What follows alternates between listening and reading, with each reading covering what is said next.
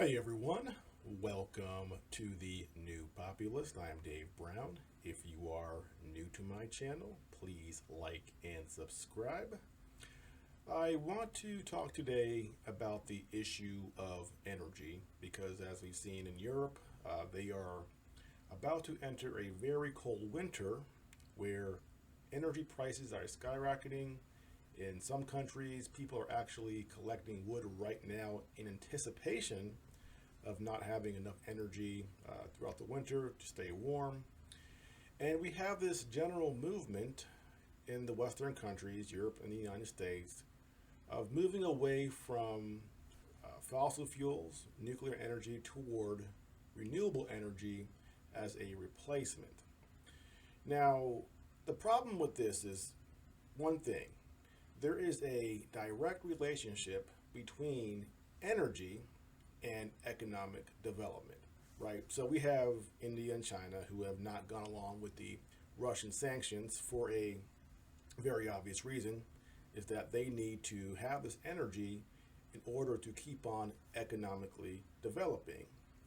And so we're in this weird place now where we are trying to essentially move backwards, move away from burning fuel for energy, away from nuclear energy, and somehow still have the standard of living that we have today.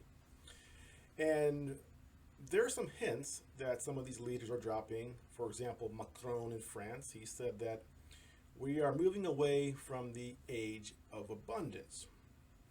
So what he's telling us is that if we move away from oil and gas and nuclear power and all these things, we are not going to have the lifestyles that we once had. So when in this country they're talking up renewable energy and this Green New Deal, what are they promising us? They're saying they're going to create all these new jobs, these new industries. That's all good and well, right? You can put money into green energy, but that will not replace what we get now from coal and natural gas. It simply does not. And it's kind of funny. They've wanted to move away from fossil fuels for decades now. And it just so happens that this Ukraine-Russian war starts in February and allows them an excuse to stop using as much gas and natural gas and oil. It seems so coincidental that things happen that allow them to fulfill their agenda. So I don't think these leaders, especially in Europe, are angry about not being able to use Russian fuel. I think they're quite happy. They've wanted to do this for a long time, but they haven't had the reason to do it. They haven't had an excuse to give the population for why they're doing this. And so I also want to touch on this issue again of energy density. And this is actually a concept that Lyndon LaRouche, and if you're not familiar with Lyndon LaRouche, he's an alternative type thinker as far as economics. He's considered fringe, a little weird. I do admit some of his ideas are a little out there. But one thing he nailed and he got right was this idea of, again, energy flux density, meaning that there is a direct correlation between how human societies developed and advanced as energy got more and more dense. So back in the hunter-gatherer days, we burned wood, and then we burned coal, and then oil, natural gas, and then nuclear energy. For human society to move forward, we can't move backwards. We have to develop even better technologies to provide energy. And there is no escape from that. The zero growth idea that we've seen from the environmentalists is essentially pseudoscience. It's just nonsense. I've actually studied it before. And the way they try to explain their theory as why it's a good thing and why it's not negative is that they have a lot of things that are not really tangible. So they say, okay, well, we're going to lose GDP, but we're going to make up for it in a better environment, a cleaner environment, as if they can measure the trade-off between the two. I will submit to you that the effects of deindustrialization will be 1,000 times worse than any sort of global warming we can cause on this planet over the next 100 years. And that is the one thing they will never talk about. The fact that the damage we do to this planet will not even be close to what happens if we convince each other to stop burning fossil fuels and stop using nuclear energy. You think 1 degree warming is an issue? It won't be if you're burning firewood in the United States and in Europe. 1 degree raise in temperature globally will not even come close to the damage that deindustrialization will cause. And for the third world, this will hurt them the most. So much of what they get and what they need to develop comes from these first world countries. We're seeing in places in Africa where they are going hungry because of the war in Ukraine and Russia, because Ukraine provides so much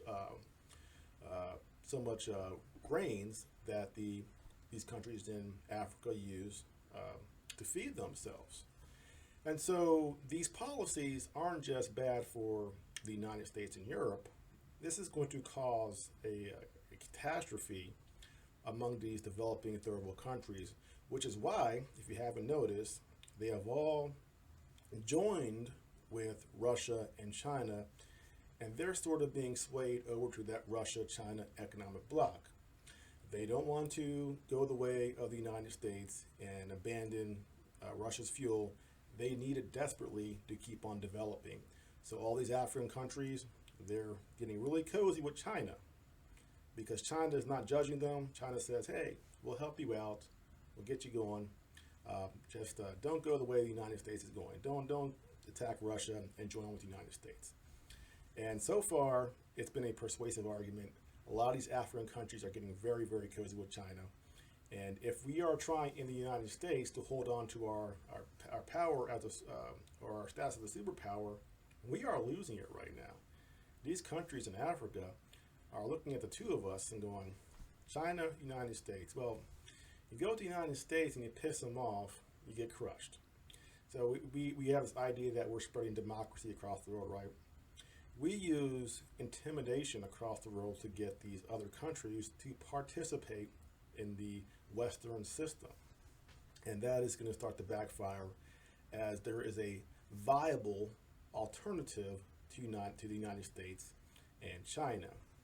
Now, another concept that we seem to be unfortunately following is this idea of, it actually comes from an economic thinker called Malthus. He had a lot of different theories, and one of them was population theory. And in short, basically what it means was that in his theory of population, that the available land for growing food would limit the population, right? So if you had X amount of land, you could have X amount of people, and if the people ever exceeded what the land could produce, those people would die off, and there would be this natural cap on population. And so, like the environmentalist today, he is not taking into account one really important thing: technological innovation. So he forecasted, or he predicted, that the world population would be again around 500 million before it would start to, again, a number is not exact. He gave a number, but he said that we can't exceed that. And we've exceeded it 10 times over because we had technological innovation. We can grow more food on less land with all of our techniques. And so likewise, with the environment and with fossil fuels and all these and nuclear energy, the path forward is not to move backwards. It is to have technological innovation. That is the path forward. And if we do that, we can provide more than enough energy for the entire world and have cleaner energy. And nuclear should be where we're at right now. But for some reason, I know nuclear waste, that's a problem.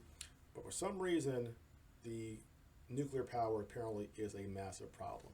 Although it provides so much energy, again, energy density, for the amount of fuel needed to produce that energy. And that's what we should be pursuing, the energy density. And the last thing is there a place for green energy, solar panels? Yes, there is. I actually worked in that industry for several years, installing PV solar panels for electricity and hot water panels to heat water for people's houses and apartment complex, wherever. But we installed these systems not as a primary source of energy, but it was a supplemental source of energy. If the panels could provide the energy needed to heat the water, great. If they could provide the energy needed to provide electricity, fantastic. But if these were not available, the main system kicked in, which was usually a gas system or electric, and that provided the heat and energy needed for the building, right? So I'm for it. I'm not against it. There are some issues as far as how environmentally friendly some of the components are for panels. That is a real issue that needs to be addressed, because China makes a lot of these components and it requires actually fossil fuel to make solar panels. So that is an issue. But I have no problem with supplementing the energy we have, but it cannot be the main purpose, the main source of energy. We need those systems there to give the energy just in case there is not enough sunlight, which of course, in the wintertime there's less, at nighttime obviously there is none, for people to live a normal life in a developed country. And we're seeing right now in California these policies of the green energy, and now they're talking about blackouts and don't charge your car here, don't charge your electric car this much there or whatever. And it's an absolute disaster. And this will continue to get worse as we ramp up all these green energy policies. And it's absolute insanity to see it happen. There is no plan. I keep wondering, do these people understand what they're doing? I think some of them are pretty diabolical, and they know what they're doing, and they simply don't care because the effects of the policy will not hurt them. Gavin Newsom in California, he's a multimillionaire.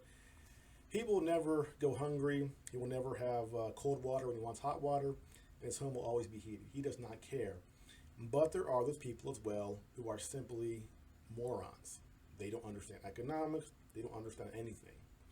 And unfortunately, in this country with so much wealth, a lot of these bad policies can be covered up by our excessive wealth. So the effects of them aren't as obvious as soon when they kick in. And that will change as we continue to see inflation, we continue to see this energy crisis. I'm hoping people understand this sooner than later, because when it gets to this tipping point, it will be horrible. It's going to start first in Europe, but eventually it may see its way across the Atlantic to the United States, and we will start feeling that pain. So we are in for very interesting times unless we understand how energy works, how green energy works, and how a civilized society works, and what it needs to stay a civilized society. Because we seem like we're quickly moving backwards now to a less civilized society, and that will be an absolute disaster. And is that part of the plan for the global elite, the New World Order, the Great Reset? I don't know, but it does seem like it's not all just an accident. And that's kind of a scary thought, but that seems to be the case. Well, that's it for now. Again, if you are new to my channel, please like and subscribe. I'll see you next time.